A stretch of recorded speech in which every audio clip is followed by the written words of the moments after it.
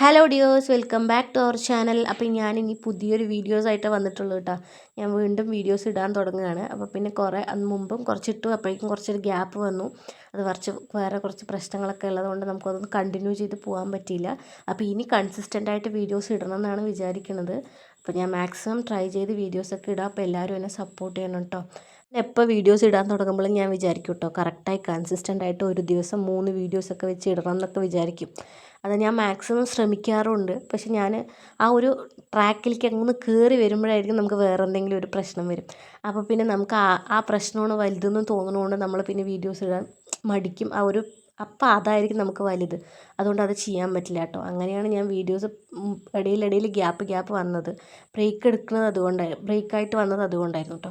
അപ്പോൾ ഇനി മാക്സിമം ഞാൻ വീഡിയോസ് ഒരു ബ്രേക്കില്ലാണ്ട് കറക്റ്റായിട്ട് കൊണ്ടുപോകണം എന്നുള്ളതാണ് ഞാൻ വിചാരിക്കുന്നത്.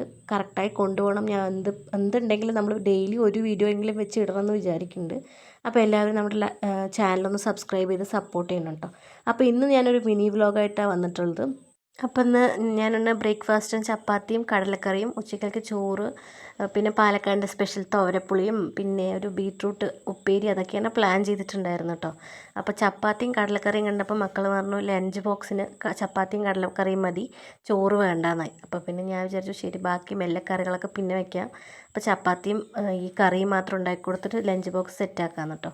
അപ്പോൾ ഇതാണ്. അപ്പോൾ എല്ലാവരും ചാനലൊന്ന് സബ്സ്ക്രൈബ് ചെയ്ത് സപ്പോർട്ട് ചെയ്യണേ.